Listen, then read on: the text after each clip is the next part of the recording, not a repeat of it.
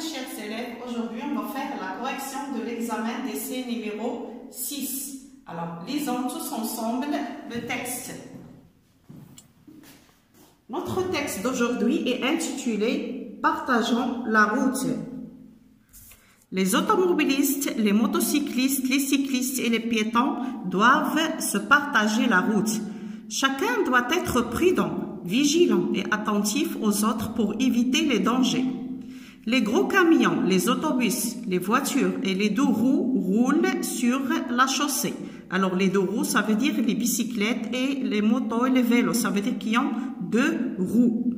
Le trottoir est réservé aux piétons qui doivent marcher le plus près possible des maisons en faisant attention aux cyclistes. J'ai dit les cyclistes, ce sont ceux qui utilisent soit la moto, bien le vélo ou bien la bicyclette. Et aux enfants avec leurs patins à roulettes et aux personnes en situation de handicap, ça veut dire les handicapés. Piétons. Les piétons ce sont ceux qui marchent à pied. Comme tu veux traverser la chaussée, tu dois t'assurer que la voie est libre. La voie, c'est le chemin ou bien la route. Regarde à gauche, à droite et puis à gauche. S'il y a un feu de signalisation tricolore, ça veut dire 3 couleurs, rouge ou bien jaune ou bien vert, attends que le feu passe au rouge pour les véhicules, ça veut dire pour les autres engins, comme par exemple les camions, les voitures et ainsi de suite, pour traverser sans courir. Alors maintenant, on passe aux questions de compréhension. Voilà, je lis la première question. Alors, tout d'abord, avant de répondre à ces questions de compréhension, lisez bien le texte 2 fois, 3 fois pour bien le comprendre et répondre aux questions. La première question, à quel type appartient ce texte? Alors, ce texte est de type informatif et injonctif en même temps. Pourquoi informatif? Il nous donne des informations sur la route, les utilisateurs de la route et comment ils doivent traverser la route. Et injonctif, pourquoi? Parce qu'ici on donne des consignes, on donne des ordres, on donne des obligations, c'est pourquoi on dit qu'il est injonctif. 2. De quoi parle le texte? Alors ce texte parle de comment partager la route. Partager la route avec les piétons, avec les autres véhicules comme les automobilistes, ainsi de suite. 3. À qui s'adresse ce texte? Alors, il s'adresse à tous les usagers de la route. Ça veut dire usagers qui utilisent la route, que ce soit, j'ai dit, les piétons, les automobilistes, les handicapés, ainsi de suite. 4. Quel est l'espace réservé aux piétons? Alors, l'espace qui est réservé aux piétons, c'est la chaussée. D'accord? Ce n'est pas le trottoir ou bien la piste cyclable, c'est la chaussée. C'est la piste cyclable, pardon. Ce n'est pas la chaussée ou bien le trottoir. 5. Quand le feu est rouge pour les véhicules, le piéton peut traverser? Oui, quand le feu est rouge pour les véhicules, on peut passer. Le piéton peut traverser? Oui, c'est vrai. Voilà. Maintenant, à quoi doit-on faire attention sur le trottoir? Alors, on doit faire attention aux enfants avec des patins à roulettes et aux personnes handicapées. Alors, si on est automobiliste ou bien on est sur la moto ou bien sur la vélo, on doit faire attention aux enfants qui jouent sur des patins à roulettes ou bien des handicaps. Maintenant, des handicaps. Maintenant, la question numéro 7 complète cette phrase. La chaussée est destinée. Alors, la chaussée est destinée à qui? Aux camions, aux autobus, aux voitures et aux deux roues. Ça veut dire les vélos, les motos et les bicyclettes. 8. La question 8. Que doit-on faire ou bien que doit faire le piéton pour traverser? Alors, si on veut traverser la route, on ne doit pas traverser comme ça, d'accord? Alors, il faut tout d'abord regarder à gauche, à droite et puis à gauche avant de traverser pour ne pas faire des accidents. Passons aux activités réflexives sur la langue. On commence par le lexique. Voilà. Alors, adverbe à partir de chacun des mots suivants. Vous avez le mot danger. Alors, le mot danger, c'est un nom. Son adverbe, c'est dangereusement. Alors, comment on forme un adverbe? Je mets l'adjectif au féminin et après, j'ajoute ment. Libre, librement, la même chose. L'exercice 2, c'est dans le contraire des mots suivants. Le contraire, c'est l'antonyme, ça veut dire le mot opposé. Attentive, le contraire, c'est inattentive. J'ajoute un préfixe. Prudent, la même chose. J'ajoute un préfixe, c'est imprudent. Passons maintenant à la grammaire. La première question. Transforme cette phrase en phrase interrogative avec inversion de sujet. Alors, la phrase ici, c'est déclarative. Commence par une majuscule, se termine par un point. Les charrettes sont autorisées sur cette voie. Alors, pour transformer cette phrase en phrase interrogative, qu'est-ce que je fais? Je garde le groupe nominal sujet qui est les charrettes. D'accord? Et je fais inversion de sujet-verbe ou bien de pronom personnel qui remplace les charrettes. Alors, les charrettes, parce que c'est féminin pluriel, je le remplace par elle avec S. Les charrettes sont-elles autorisées sur cette voie? Alors, je garde le groupe nominal sujet et je fais inversion sujet pronom personnel. Verbe pronom personnel qui remplace le sujet. Et je n'oublie pas le point d'interrogation à la fin. Voilà. Alors, on passe à la question numéro 5 ou bien numéro 4. Quelle est la fonction des 3 adjectifs qualificatifs dans cette phrase? Alors, je lis la phrase. Comme non, chacun doit être prudent, vigilant et attentif aux autres. Alors, vous avez l'adjectif qualificatif qui est prudent, vigilant et attentif. Alors, ce sont des adjectifs qualificatifs attributs. Pourquoi attributs? Attributs de sujet. Pourquoi? Parce qu'ils sont précédés par un verbe d'état. Ils appartiennent au groupe verbal. D'accord? Voilà, ils n'appartiennent pas au groupe nominal. S'ils appartiennent au groupe nominal, ils sont liés directement au nom, on les appelle des adjectifs qualificatifs épithètes. Mais ceux-ci sont des adjectifs qualificatifs attributs. 5. Refais la phrase en utilisant comme et parce que. D'accord? Alors, comme et parce que, ce sont des expressions de la cause. Il n'a jamais eu d'accident car il respecte le code de la route. Alors ici, j'ai utilisé comme. Comme se situe toujours au début de la phrase. Comme il respecte le code de la route, il n'a jamais eu d'accident. Alors, comme il suivi toujours de la cause. Je peux utiliser aussi puisqu'il respecte le code de la route, il n'a jamais eu d'accident. La deuxième phrase, il n'a jamais eu d'accident parce qu'il respecte le code de la route. D'accord? Ici, j'utilise l'expression de cause parce que je peux aussi la remplacer par car et dire il n'a jamais eu d'accident car il respecte le code de la route.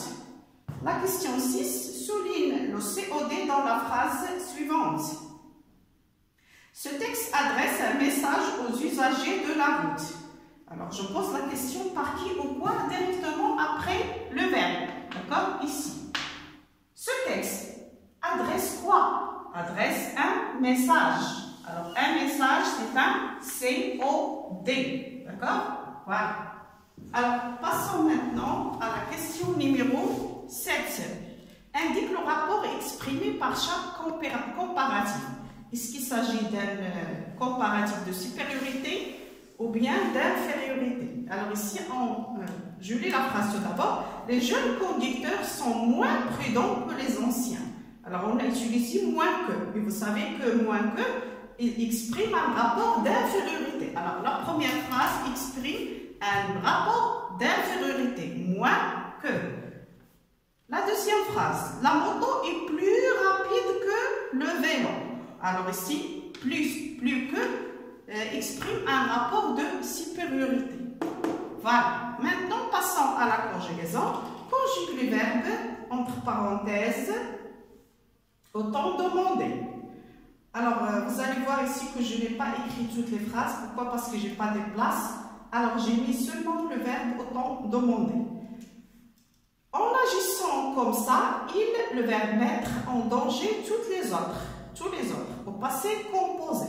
Alors, le verbe mettre au passé composé se conjugue comme suit. D'accord? Alors, je dois dire il a mis. D'accord? Je lis la phrase. En agissant comme ça, il a mis en danger tous les autres. Le verbe mettre se conjugue avec l'auxiliaire avoir. 9. Ne le verbe négliger aucun détail sur la route. À l'impératif présent, à la deuxième personne du singulier. Ça veut dire avec tu. Alors, je dois dire ne néglige aucun détail sur ta route. D'accord? À la deuxième personne du singulier qui est tu. Voilà. Maintenant, la phrase 10.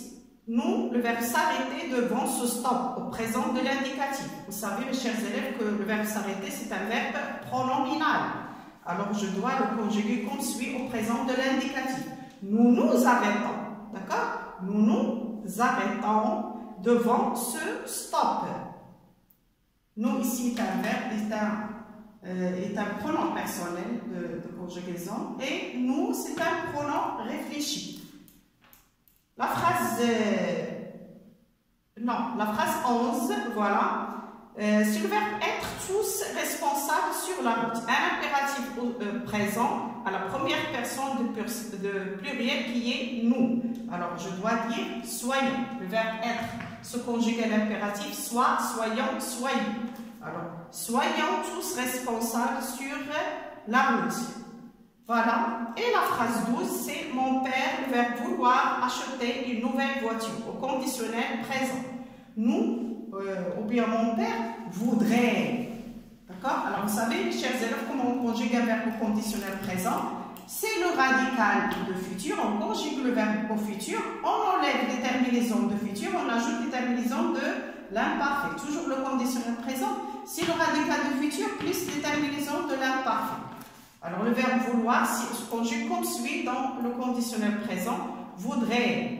Mon père voudrait acheter une nouvelle voiture avec A-I-T. 13. Quand je, le verbe être en parenthèse grand, moi aussi j'achèterai une voiture. Alors, puisque le verbe ici j'achèterai est au futur, qu'est-ce que je dois écrire ici? Quand je serai grand, moi aussi j'achèterai une voiture. Voilà. 13. Quand je serai, voilà, c'est la même chose. Alors si j'ai refait le verbe deux fois, pardon. On passe maintenant à l'orthographe. Complète par ou bien complète avec. D'accord? A ou bien A. Alors A avec accent grave, c'est une préposition. Et A sans accent, c'est le verbe être conjugué au présent à la troisième personne du singulier. Céline a aidé. D'accord? Ici, vous avez le participe passé du verbe aider. Alors, automatiquement, je vais mettre l'auxiliaire être, avoir, qui est A. Une vieille dame a traversé A, puisque le verbe ici est à l'infinitif. Alors, c'est une préposition A plus verbe à l'infinitif. A qui est avec accent grave. Maintenant, je complète avec on, ONT et on. Alors, on, ONT, c'est le verbe avoir au présent à la troisième personne de pluriel. Et on, santé, c'est le pronom indéfini. On remercie ces agents de police, ils ont bien fait leur travail. Le premier on, c'est un pronom indéfini qu'on peut le remplacer par il ou bien elle. D'accord? De police. Quand on remercie ces agents de police, ils ont bien fait leur travail. Ici, c'est le verbe avoir au présent à la troisième personne du pluriel. 15. Mais ou bien complète par ou. Ou avec accent grave indique le lieu. Et ou sans accent, c'est ou de choix. D'accord? Alors, où garez-vous votre voiture? Au garage ou devant la maison? Alors, où garer? Ici, je pose la question. D'accord? C'est une conjonction de coordination et qui indique le lieu. Où garez-vous votre voiture? Au garage ou devant la maison? Ici, vous avez le choix. Alors, on doit mettre ou sans accent grave. 16. Complète. Voilà. Non, mais au pluriel, c'est non composé. Un porte-avions, un laissez-passer. Alors, un porte-avions, c'est un nom composé. Vous savez, au pluriel, les verbes et les adverbes ne prennent pas la marque du pluriel, mais les noms et les adjectifs prennent la marque du pluriel. Alors, des portes, vous voyez qu'on n'a pas mis S. Pourquoi? Parce que c'est un verbe. Porte reste sans marque de pluriel. Mais avion est un nom. Alors, il doit avoir un S et prend la marque de pluriel. Des laissez-passer. Alors, vous allez remarquer qu'on a laissé le mot comme il est. C'est un nom composé. Alors, puisqu'il se compose de deux verbes, les verbes ne prennent pas la marque du pluriel, ils restent les mêmes. Les laissez-passer sans prendre la marque du pluriel. 17, oui, la dernière phrase, ou bien la dernière question qui est réécrire ces mots en ajoutant des accents. Alors, le mot très prend accent grave. Toujours le mot très prend accent grave. Charlot, accent circonflexe sur le A. Vous savez que l'accent circonflexe, j'ai dit, toujours cache un S. Alors, accent circonflexe, c'est avant T. Piéton, accent aigu. Et routière, puisque le son est ouvert, alors je dois mettre accent grave. Routière, comme père, mère, rivière, avec l'accent grave. Voilà mes élèves, c'est tout pour aujourd'hui. On va faire la production écrite demain, Inch'Allah. À bientôt.